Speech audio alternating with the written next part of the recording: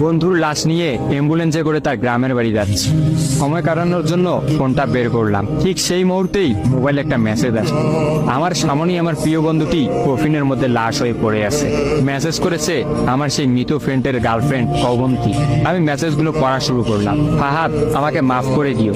আমি যেই বাবার চোখের দিকে তাকিয়ে কখনো কথা বলতে পারিনি, সেই বাবা যখন অসহায়ের মতো আমার সামনে দুই হাত জোড়ে কান্না শুরু করতে লাগলো, তখন সেই বাবার ভালোবাসার কাছে আমাদের ভালোবাসা হার মেনে গেল। তাই আজ 11 দিন ধরে আমি অন্য মানুষের স্ত্রী। তোমাকে কথা দিয়েছিলাম জীবনের শেষ সময় পর্যন্ত তোমার সঙ্গে থাকবো।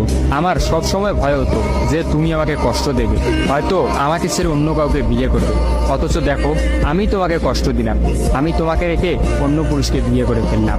জীবনটা বড়ই অদ্ভুত, তাই না? তোমার কি মনে আছে আমি তোমাকে কাঁদতে কাঁদতে বলতাম আমাকে কখনো ছেড়ে যাবে না? তো তুমি হাসতে হাসতে উত্তর দিতে আমি তোমাকে কখনো ছেড়ে যাব না, তুমি আমাকে ছেড়ে গেলে যেতে পারো। তখন আমি অনেক রাগ করতাম, কারণ আমি তো তোমাকে পাগলের মতো ভালোবাসতাম। তুমি নেই এরকম কোনো পৃথিবী আমি কল্পনাও করতে পারতাম না। অথচ দেখো, আজ অন্য কেউ হচ্ছে আমার স্বামী। রোজ তার সাথেই আমাকে ঘুমাতে হয়, ঘুম থেকে উঠে তার মুখটাই আমাকে দেখতে। মানুষের জীবন এমন কেন যে যাকে চায় যদি তাকে পায়? প্রকৃতি তাতে কি এমন আসে যায়? কেনই বা প্রকৃতি তাদেরকে কাঁদায়? হুট করেই সবকিছু হয়ে গেছিল, তাই আমি ইচ্ছে করেই তোমার সাথে যোগাযোগ বন্ধ করতেই আমার নাম্বারটা বন্ধ করলাম। বিয়ের দিন ভাইয়ের ফোন হাতে নিয়ে আমার ফেসবুক আইডিটাও ডিলিট করে দিলাম। তুমি অনেক কষ্ট পেয়েছো আমি জানি, যার সঙ্গে সারা জীবন কাটাবো ভেবেছিলাম তাকেই শেষমেশ কষ্ট দিলাম। আমার পরিবারের সবাই খুশি, আমার স্বামীটা অনেক ভালো, এখন পর্যন্ত যা ব্যবহার করেছে আমার ভালোই লেগেছে। তবে ভবিষ্যতে কি হবে জানি না। তোমার কি আমার সেই প্রথম দেখা হওয়ার কথা মনে আছে? তবে সেটাই যে প্রথম দেখার, সেটাই যে শেষ দেখা হবে, এটা কখনোই ভাবতে পারি। আসলে মানুষের চিন্তার বাইরে যে কত কিছুই ঘটে, তাই না? সেদিন আমি তোমার সাথে 3 ঘন্টা ছিলাম, কিন্তু সেই 3 ঘন্টায় কেউ কাউকে স্পর্শও করিনি। কিন্তু তুমি যখন আমাকে তোমার রিক্সায় তুলে নিতে তোমার হাতটা বাড়িয়ে দিলে, তখন আমি তোমার হাতটা প্রথম স্পর্শ করেছিলাম। বিশ্বাস করো, সেদিন আমার কিছুতেই তোমার হাতটা ছাড়তে ইচ্ছা করছিল না। তোমার ঘরে আমার জন্য কিনে রাখা শাড়িগুলো নিশ্চয়ই এখনো আছে। আচ্ছা, আমি তো এখন আর তোমার নই, ওই শাড়িগুলোকে আমি পাবো? তোমার তো যখনই কোনো শাড়ি পছন্দ হতো তুমি কিনে রেখে দিতে, আমি বলতাম বিয়ের পর সবগুলো একসঙ্গে নেব। দেখো, আজ আমি বিবাহিত, কিন্তু আমার স্বামী তুমি নও। আমি এমনটা কখনোই চাইনি। নিজের পছন্দের একটা মেয়েকে বিয়ে করে নিও, তারপরে শাড়িগুলো তাকে দিয়ে দিই। মেয়েরা শাড়ি কতটা পছন্দ করে তা কি তুমি জানো? যদি না জেনে থাকো তাহলে বিয়ের পর তোমার বউকে দিয়ে উপলব্ধি করে নিও। তোমার সাথে আমার অনলাইনে পরিচয়, তাই চিন্তা করেছি কোনোদিনও বেঁচে থাকতে আর অনলাইনে যাব না। আমার নাম্বারটাও বন্ধ করে দিয়েছি। আজকের পর থেকে আমাদের আর কোনোদিন কথা হবে না। তোমার কাছে একটা অনুরোধ, যদি চলার পথে আমাদের কোনোদিন দেখা হয়ে যায় তাহলে প্লিজ তুমি অচেনা হয়ে চলে দিও। নিজের যত্ন নিও আর জীবনটা গুছিয়ে নিও। জীবন তো একটাই, ভালো থেকো। কিন্তু আমি ভালো নেই। ইতি, তোমার ওই অবন্তী।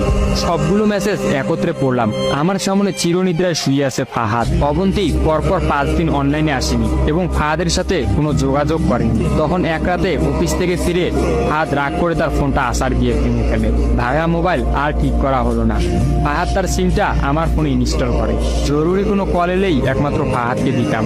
আর ফাহাদ রাগ করে বলল, যতদিন না পর্যন্ত অবন্তী আমাকে SMS করে ততদিন পর্যন্ত আমি আর নতুন ফোন কিনবো না। মোবাইল ভাঙার 2 দিন পরেই ফাহাদের প্রচন্ড জ্বর আসে। একদিনের মধ্যেই ফাহাদকে হাসপাতালের মধ্যে ভর্তি করলাম। ডাক্তার পরীক্ষা নিরীক্ষা করে বলল ফাহাদের ডেঙ্গু জ্বর হয়েছে। তবে চিন্তার কোনো কারণ নেই। ডাক্তারের কথা বিশ্বাস করেছিলাম, কিন্তু ডাক্তার তো সবকিছুর খবর জানেন না। যিনি জানেন তিনি হচ্ছেন সৃষ্টিকর্তা। ফাহাদের হয়তো এই জ্বরকেই মৃত্যুর একটা ওসিলা বানিয়েছিলেন। যেই ডাক্তার বলেছিল চিন্তার কোনো কারণ নেই, আজ সকালে সেই ডাক্তারই ফাহাদকে মৃত ঘোষণা করলো। ফাহাদের আর জানা হলো না অবন্তীর কথা। আমিও অনেক ভেবে সিদ্ধান্ত নিলাম অবন্তীকে আর ফাহাদের মৃত্যুর খবরটা জানাবো না। অবন্তী যদি আর সত্যি অনলাইনে না আসে আর সেই পুরোনো সিমটা ইউজ না করে, তাহলে সে ফাহাদের মৃত্যুর খবর কখনোই জানতে পারবে না। কি বা লাভ এই সত্য সংসার জীবন শুরু করা মেয়েটাকে কষ্ট দিয়ে? অথচ আমি ভাবলাম সে হয়তো ভাববে ফাহাদ অনেক ভালো আছে। কোনো একদিন শাড়ি পরতে গিয়ে হয়তো অবন্তী ফাহাদের কথা চিন্তা করে। সে হয়তো ভাববে ফাহাদের কিনা শাড়িগুলো হয়তো তার স্ত্রী পরে রোজ তার সামনে আসে, কিন্তু ফাহাদের সাদা কাফন পরে কবরে যাওয়ার ঘটনাটা না হয় তার অজানাই থাকে। আমি ফাহাদের নাম্বার থেকে অবন্তীর ফোনে একটা মেসেজ দিলাম, আমার জন্য ভেবো না, স্বামীর সাথে নিজেকে মানিয়ে নেওয়ার চেষ্টা করো। বিবাহ বন্ধন জীবনের সবচেয়ে বড় একটা বন্ধন।